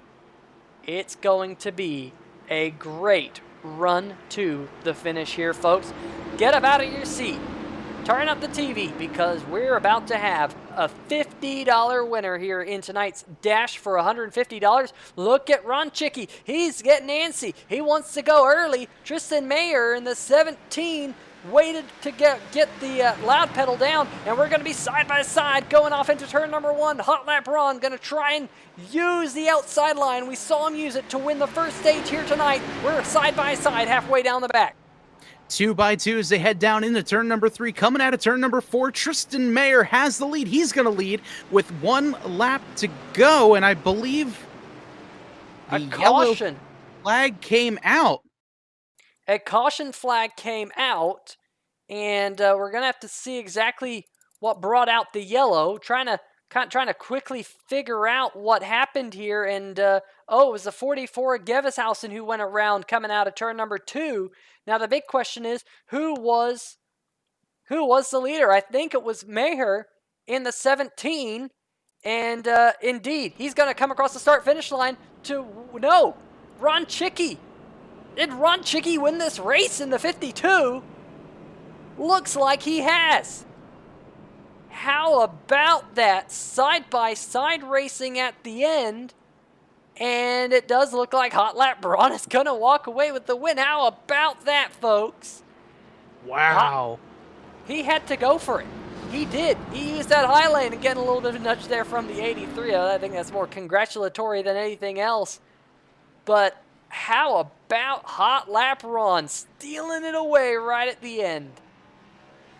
Man, what a finish there coming out of 4. We had no idea that this was even going to be the final the final race call, but man, what a fantastic finish, and just some great racing overall. Philip Scott able to rebound to finish 3rd. That was a great recovery for him. Jason Freeman recovered to finish 4th. There's Maher. He's probably so distraught over that finish. And there he is right there. Won the first heat, won the final heat. And remember what he said, Bob. he just wanted to survive and thought that that would be a shot. Look at that 52 car. Not a scratch on it. How about the well, as I say that, The broadcaster's curse strikes again. as I say that, just had to prove me wrong there, you know. Just had to do a little bit of something. Gonna burn it down here on the front stretch. Great job by Ron Chicky. Wow, leaves me a little bit speechless. We saw a lot here tonight at Nashville Fairgrounds, and I expected that for the $150 battle. But Bob, we're gonna step away here for just a brief moment. We're gonna get some post-race interviews. It's gonna be a good post-race. Philip Scott, Tristan Mayer, and your winner Ron Chicky coming up for you. We'll be right back here on 3YT.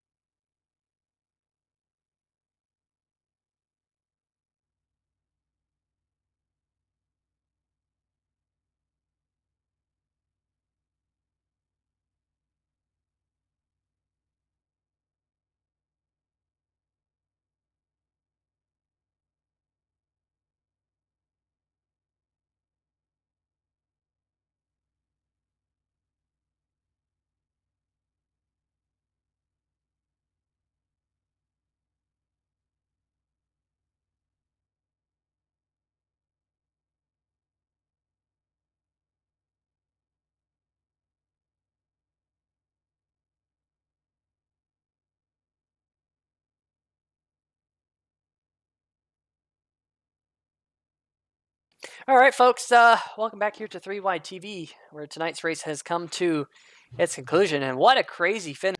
I had to drag the league owner and organizer, Garrett Gleason, in here to confirm that iRacing is giving the win to Ron Chicky. And the only thing we can think about is possibly some funky scoring loops, because they went back and reviewed the tape, and it was very close. But iRacing gives Chicky the advantage there right at the end.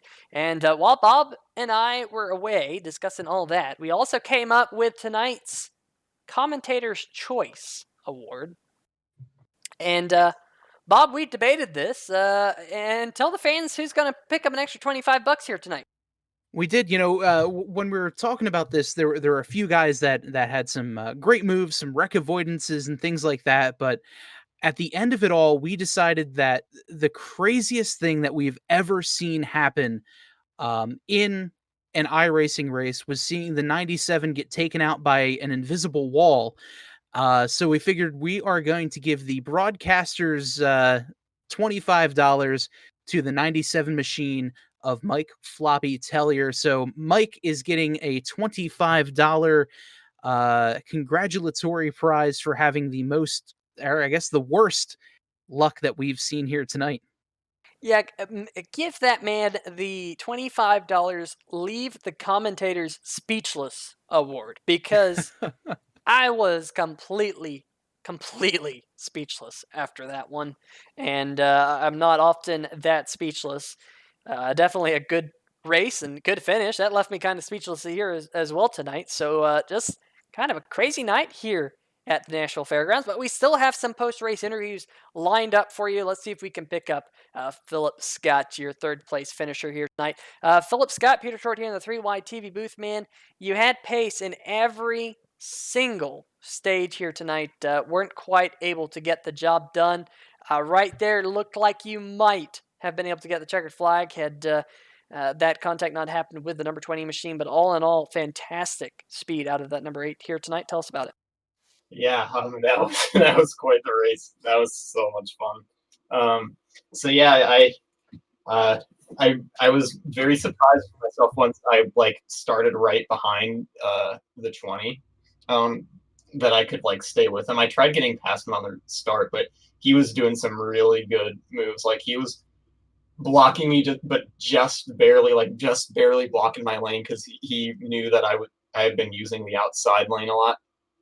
And yeah, that was that was such a blast. And I was just trying to stay with him, and then I got really loose near the end of that run and saved it, thankfully. But that let Mike pass, and I just kind of started saving my tires, hoping that Mike would get to him, and they'd start slowing each other up. And then that weird wreck happened. On my screen, I saw the 83 just lag spike, hit the wall, lag spiked, and then looked like he flipped over, and then all of a sudden I see Mike spinning, and I'm like, oh man. And so I was like, yeah, I'm taking tires here. I got him around the outside on turn 1 and 2, but I feel like I should have gone up a little higher. I was thinking to myself as I was going around 3 and 4 on the restart, I was like, maybe I should go a little higher up, but I was like, I didn't want to go too high up and lose all my grip. And I knew that he was on, I knew that Jason was on older tires, and he was going to dive it in deep. I knew that, but it's just so hard to it's so hard to make those split-second decisions when there's money on the line and you're racing as hard as you can at the end of a race. Even though I had the better tires, it was just too hard to give up just enough, because I had to think about, oh, there's other cars behind me too. So I just dove it in. I just dove it in high line. Just hope. I knew that it'd be close. I knew he'd come up to me close, but I tried staying in a consistent line. But I think that was just a racing thing. If it might have been my fault, might have been his, but it was just a racing deal. We were both really gunning for that win, and he had older tires, so I should have probably just gone a little higher up on the line. But yeah, then there were there were 3 more green white checkers, and that was a lot of fun. I was the scary one was trying when Tony and Mike got together, but yeah, I'm glad to. I wish that we would have gotten around for white flag in case Tristan and Ron got together. But it all in all, this was just a blast, and it's super fun. Always fun racing with these guys. Especially shout out to obviously Ron, who won, and or Tristan. I think it was Ron, and it was just a blast. And yeah, shout out to Jason for me and him were racing so hard, and we had a lot of respect for each other on the track. So yeah. Yeah, all in all, fantastic night for you and that number 8. Like I said, man, so consistent in every stage here tonight, and definitely looked like you could end up with a win here in Total Nonstop Racing League very shortly. That was one of the key things in the chat here tonight. A couple of drivers saying, hey, Philip's due for a win. He needs to pick up one, and unfortunately coming up a couple spots short here tonight. But before we let you go, you got any shout-outs? Yeah, of course. Good old National Ninja League on my hood. Yeah, check us out, nationalninja.com. We just we're about to announce some pretty big things. We actually have partnered with our first gym in Italy. So yeah, we have Ninja Warrior gyms all over the world now. So that's pretty cool. So yeah, check us out. That is really awesome to hear, Philip. But hey, third place here tonight. We do go over to Bristol next Monday night. So what's your thought about Bristol? I feel pretty good about Bristol. Obviously, you got to stay out of trouble a bit. But these guys, I mean, even it's funny, even when there's like money on the line and stuff, and there's some wrecks and stuff, still like we really trust each other a lot when we race, and it was still a lot of clean, really good racing, even with some some little racing incidents and stuff. That was just loads of fun, and I expect Bristol to be the same, but I'm definitely still gunning for that win. I'm 20 points above the cut line for the playoffs, so with a couple races left before the playoffs, so I feel pretty good about that. But yeah, I'm definitely wanting to get that win. But I'm happy to be as consistent as I am on, and considering how diverse the schedule is, like Eldora. We start off with Eldora. We've had the Indy Road Course. We've had super speedways, and I've done pretty decent at most of those. So yeah, I'm very much looking forward to the rest of the season, and hopefully I'll get that win. All right. Well, Philip, best of luck next week at Bristol. Maybe you can break through then, but we'll see then. All right. That is tonight's third place finisher, Philip Scott. And let's see if we can dial up tonight's runner-up by iRacing's lifetiming and scoring, Tristan May. All right, Tristan Mayer, Bob Giaquinto here in the 3 Wide TV booth. You got a copy? Yes, I do, guys. Hey, Tristan. Well, second place, a very, very tough battle between you and Hot Lap Ron. What did you see here as we got through that third overtime period? Oh well, I had thought honestly when at the end of the race, I thought I was out in front, so I thought I won, and then I just see everybody, race control is telling me to let 52 by, and I was like, well, that's a toughie one. It's a tough one to take. Yeah, just some very hard racing. I wanted to talk to you about the wreck avoidance there, as you somehow were able to get around the 8 and the 20 and the 11 when the three of them had gotten together. From our view, it looked like you might have gotten a little bit of right front damage, but nothing too crazy. What did you see out of the front of your car from that one? Well, luckily luckily we were on fresh tires. I don't know if the guys on front were in fresh tires, but my tires were so good that I had enough grip to I basically seen everything happen higher up on the racetrack, and I was like, all right, and I floored it to the bottom, and I ended up it's got a little tap, but it didn't affect me in the end. So yeah, just a fantastic race overall. We're taking a look at the replay right now on the screen. Just a great race overall for you, Tristan, and also happy birthday. Oh, thanks, guys. Appreciate it. And next week we're taking a look at Bristol, going back to the points races. What are your thoughts on Bristol coming up next week? Oh, I've been racing a lot of short tracks lately. I guess that's good. Bristol's definitely a tough track. I got to work on tire saving. That's going to be important there. Tire saving and wreck avoidance, two biggest things. For sure. And before we let you go, any shout outs? Yeah, I want to shout out this league. This league is fantastic. One of the best I've ever been in. Garrett Gleason for putting it on. You guys for broadcasting. You guys do a great job. Much appreciated. And Tristan, thank you so much. And we look forward to racing with you again next Monday at Bristol. Thank you, guys. All right. Well, that is second place finisher Tristan Mayer. And, going back and looking at the replay, it's tight. It is very, very tight to see exactly when the caution flag came out. And we'll see if we can go back, maybe get one more look at how this all went down and see maybe, from maybe the driver's view, right here. See if we can see any caution lights here, Bob, down the back stretch.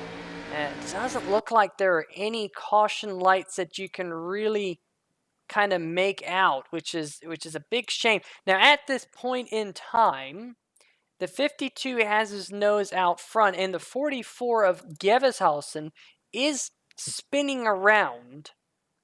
So the key question here becomes, was the caution out at this moment in time?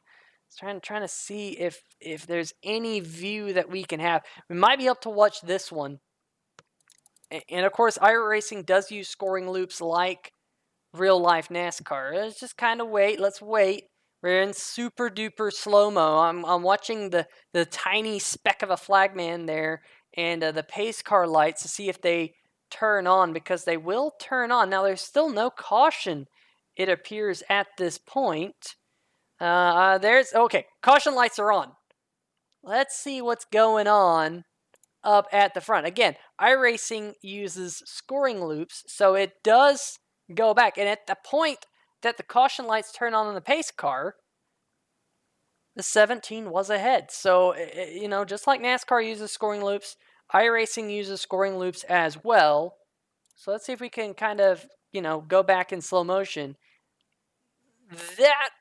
That was about the point where the 17 took the race lead. That's kind of the last point where the 52 was ahead.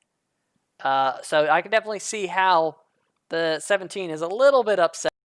Let's see if we can dial up the man who was at the scoring loop first. And the man who was at that scoring loop first was Hot Lap Ron, winner of the first stage here tonight, the heat race that we had, picking up $25 then, and then capping it off with another $50, picking up $75 of the $150 prize here tonight. Hot Lap Ron, Peter Short in the 3-wide TV booth, buddy. Victory lane, I'm sure it feels pretty sweet. Tell us about your night.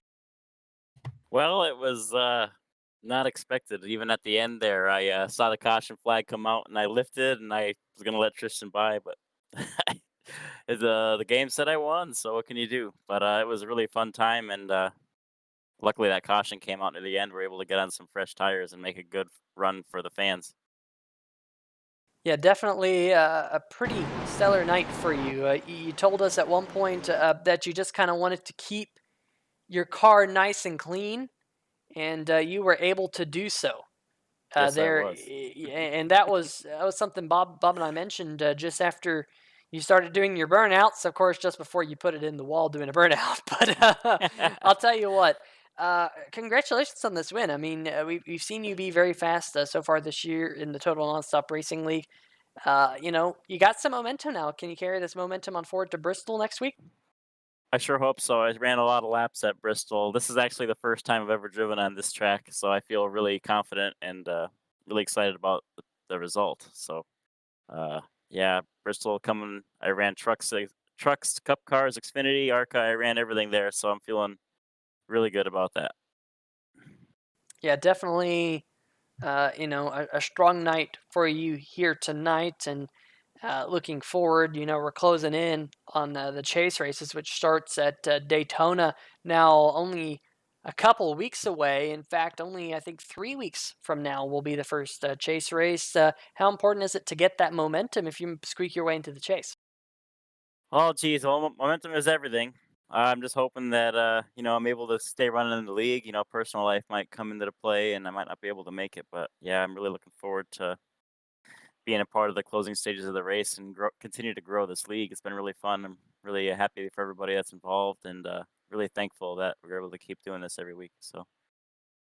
Yeah, I think tonight's race speaks volumes of where this league has come to in such a quick period of time. $150 on the line for the drivers here tonight. Of course, that won't be on the line next week at Bristol. But Ron, I know you got a lot of fans in the chat. You got a lot of people rooting you on, and I know you have a lot of people to thank. So let's hear it. Well, I guess I got to thank Jack in the chat. He's always representing. And got to thank Anne Marie. Got to say I love you on the air. And yeah, got to thank Trackside Hobbies, my friend Jamie that owns that. Support your local hobby shops. Allows people to keep that business open, keep it going for everybody else that's involved. And Yeah, I guess I gotta thank Garrett and you guys up in the booth and everybody that makes this possible for everybody. I really appreciate it. Yeah, absolutely. Fantastic run for you and that number 52 machine here tonight. We'll see you again at Bristol next week. Hopefully, you can keep this momentum rolling and talk to us some more up here in the booth. Yep, we're looking forward to it. Thanks a lot.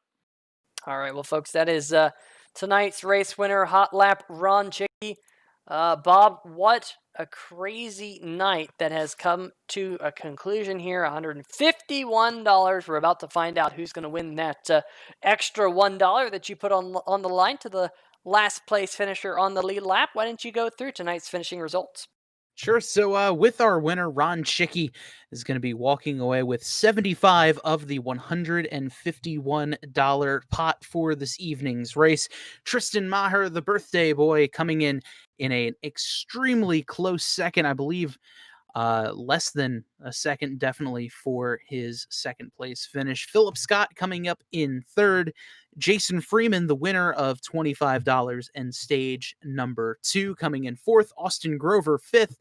Mike Floppy Tellier winning the broadcaster's choice as well as the fastest lap in practice. So $50 goes to Mike in sixth. Stephen Kegman in seventh. Steve Dosiak in eighth. Ninth place, Billy Thornton, the last car on the lead lap. So he will win the Lucky Buck Award, and $1 will be going to Billy Thornton. And 10th place, rounding out the top 10, is the 41 of Tony Lucarelli. Finishing in the 11th position, Joe Heater, 9 laps down. Dustin Scruggs in the number 11, 12 laps down. Kyle Givishausen, who definitely had the biggest hit of the night award. He ended up pummeling the wall there on entry into turn number 1, finishing in 13th. And Garrett Gleason ran stage number 1 here tonight, but did not run either of the final 2 stages. But he'll be credited with a 14th place finish. Hopefully he enjoyed sitting on the couch, watching a little bit of 3 Wide TV, and he's in the chat, still in the chat. Garrett, thank you for everything you do here in the Total Nonstop Racing League. Of course, here on 3 Wide TV, and big shout out to the league sponsors, DRP Indoor Off-Road Racing for RCs, as well as Thornton Graphix. You see their name up there in the top left-hand corner of the screen. Make sure you check them out for graphics needs. And if Thornton Graphix can't help you out, maybe our friends over at Max Graphics can help you out as well. There's a link in the description. If you got here on this channel a little bit early, you might have to refresh, but there should be a link to Max Graphics in the chat to their Facebook page. There was also a link in the chat earlier, so make sure you check them out for your iRacing paints and any other graphics needs. But of course, Thornton Graphix, one of the series sponsors that will be here each and every week on the Total Nonstop Racing League on 3 Wide TV. But Bob, short track racing here tonight, short track racing next week at Bristol. What are you expecting to see after tonight's race? Yeah, after tonight's race, I'm looking to expect the unexpected with next week's race coming to Bristol. A lot of beating and banging. It's a 2-groove track, so maybe we'll see the chrome horn, a few more damaged race cars, maybe some tempers flaring as well. So I'm really looking forward to next week's race at Bristol. Yeah, I definitely am as should be a fantastic one, but no money on the line next week. So all these drivers now they can their racing iRacing wallets will be getting a little bit thinner over time. No more padding of those, but I got to say, fantastic race for all of these drivers here tonight. But before we go, big shout out to our friends over at SimTV who bring us the camera angles that we show here each and every week. But Bob, any final thoughts? Well, just a fantastic race overall. Some great clean racing as well. And man, is it Monday yet? I'm really looking forward to this Bristol race next week. Absolutely. I am myself as well. For myself, Peter Short, Bob Giaquinto, and everyone at the Total Nonstop Racing League, we want to give each and every one of you a good night, good day, whatever time it might be for you. And we hope to see you again next week here on 3 Wide TV for that race that Bob was just mentioning at Bristol. Should be a good one. See ya!